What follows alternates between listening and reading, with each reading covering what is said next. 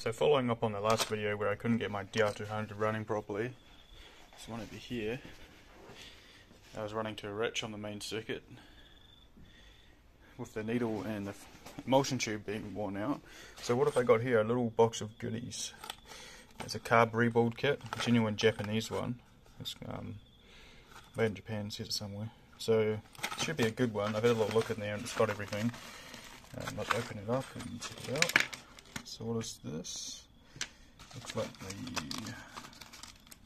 wait a second. Good wash out there. So we got a new needle here. Trying to get the camera to focus. This is a brass needle, tip-top shape. Got a new E-clip and a washer. A new float bowl gasket. This looks to be the, it's quite nice, it looks to be the drain plug for the bowl. A jet. Main jet here. What size is that one? 22.5. Anyway, and the emulsion tube. So this is the part which mates with the needle and meters the fuel ratio as the slide goes up and the needle rides up and down the emulsion tube. See, it tapers down. And on the old needle there was a wear mark right where it spends most of its time rubbing up and down in the emulsion tube, and therefore it was letting too much fuel go into the bike's engine on the main circuit, running too rich.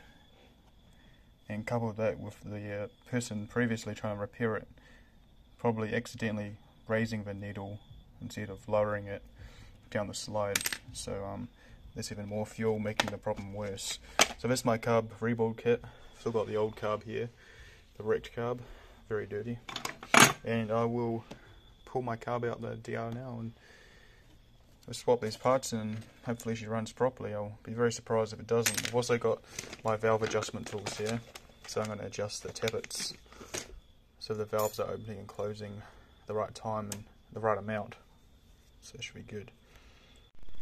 So for myself on the DR200, I find it easier to take the fuel tank off to access the bolts which hold on the airbox, so I can push the airbox back, which makes taking the carburetor in and out much easier. Some people just pull it out as it is, but I find especially as these rubbers start getting hard, I prefer to push the airbox back to give myself a bit more space.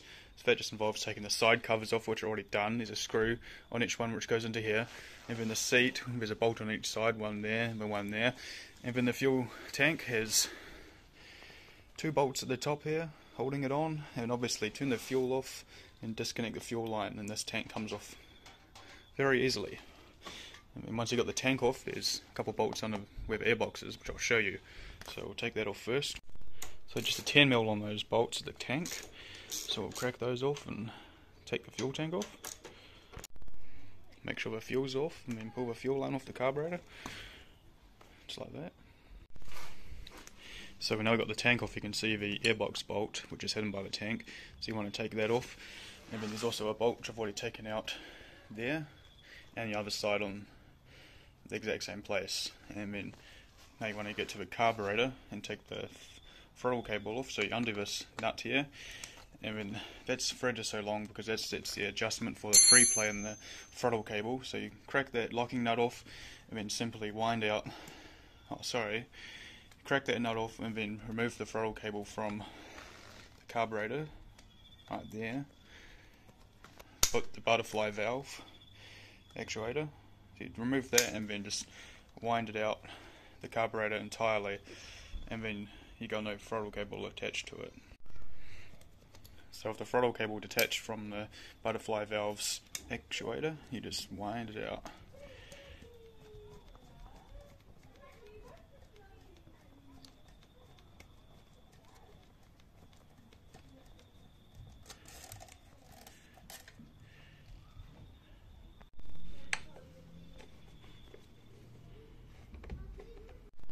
And finally the hose type clamps, which hold on the carburetor at the intake manifold and this boot here between the airbox and the carburetor. So just two Phillips number 2 screws right there, loosen those off on both sides. And then with those hose clamps loosened and the airbox pushed back, you can see I've got myself a bit more space just to simply pull the carb out sideways, just like that. And now we've got the carburetor out the bike, very easy. So we'll go to the bench and disassemble it. Try to have a bit of a clean space marked out for it. Shows all the side for now. And then I pretty much just drain all the excess fuel out into my waste fuel right there. So I don't get fuel spilt all over the place. And then take your bowl off, and I've been taking the top of the carburetor off to pull the slide out and then drop the new needle in, which is this one here.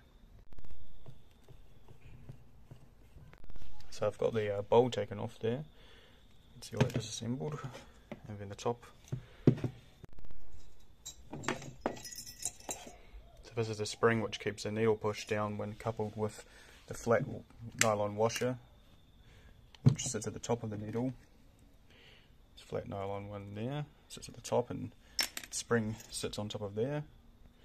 Then holds the needle down in the slide, which is this here.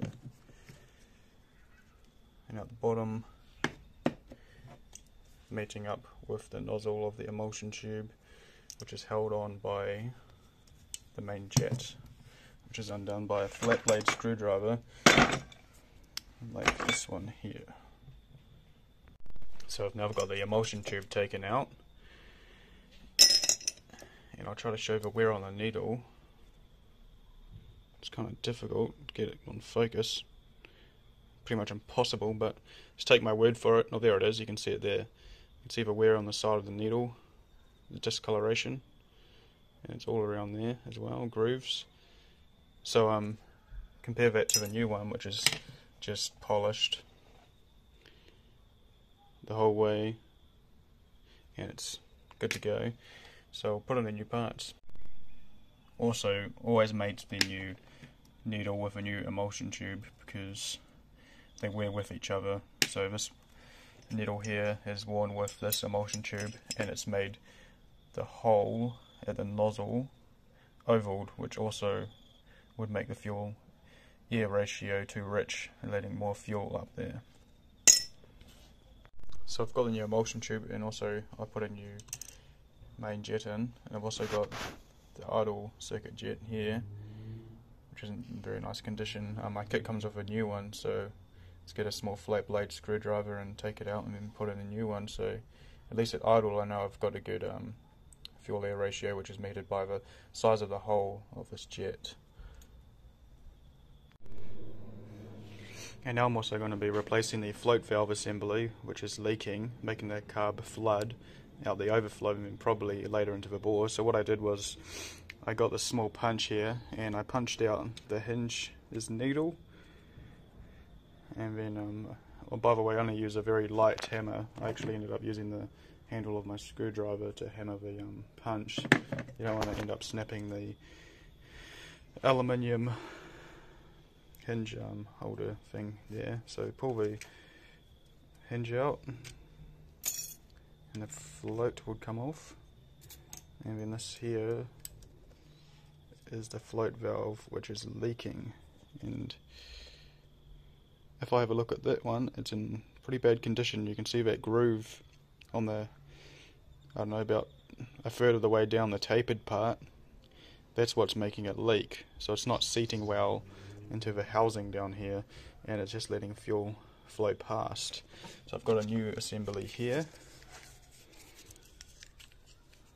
It's got a new needle and a new housing. So you just have to undo that little Phillips head screw. This housing pops out. Put a new O-ring on this one here in the groove, and then push that down, redo the screw, and then reinstall the float, and then check the float height is reasonable.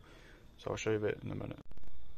So I'm actually done with everything on the bowl side of the carburetor. So I'm just going to dig out this old carb bowl O-ring and replace it with this fresh one. Should seal a lot nicer. and then reinstall the bowl, and then I'll flip it over, and then we'll mess around reinstalling the slide and the needle set at the correct height. Before reinstalling the carb actually into the bike, I just set the fuel tank on top of the trusty old CB250 RS, and then plumbed it up to the fuel line and turned the fuel cock on just to see if it's leaking any fuel out the overflow, which will indicate that the float height is incorrect, or there's some dirty fuel on there getting between the float valve, which I just installed a new one of, and keeping it open. So seems good. It's not overflowing. Seems pretty normal. So I've got the two needles here, the new one, which is set correctly, with the E-clip being in the middle groove out of the 5 grooves, and this one here is set one groove down from the middle, which raises the needle in the slide, so it moves it up. Therefore the tapered part is further up in the emulsion tube, allowing more fuel to come out. So this is set correctly to factory. And so I will drop it into the slide with the flat washer on the top, like that. Then the spring goes onto the end, and then the end cap here holds the spring down in the slide, and just like that. So I also came across another thing which will be making this carburetor run too rich. So down in here, this is where the you actually see the O-ring down there. This is the idle mixture screw cavity, and down the bottom there you see that O-ring, and you see how it's split like a horseshoe. See that? So that's letting too much fuel get in as well at idle. So it's supposed to go idle screw, spring, washer, O-ring. So I've got a new O-ring luckily, and so I'm going to put a new O-ring in, a new washer in. I've got a new washer, I've even got a new spring, and I've also got a new mixture screw made of brass, which is pretty nice. So chuckle that in, and then back it out to a roughly 2 turns. It gives you a good dead reckoning mixture at idle. So the idea of this is you can turn it in and out to make it richer and leaner, and but if the O-ring is busted like that, it will just be letting fuel pour in through the idle circuit and make it run too rich once again. So this has been a very rich running carb, and we found a lot of things in it which we've been able to remedy to get it back to factory specification and not have that issue anymore. So now I've got a freshly rebuilt carby with a new needle set at the right height, new emulsion tube, new float valve assembly, and a new O-ring, washer and spring for my mixture screw down there. So that's freshly rebuilt. There shouldn't be any reason for it to still be running rich. So I'll slap it back into the DR200, put the tank on, put some fuel on the bowl, and see how it runs.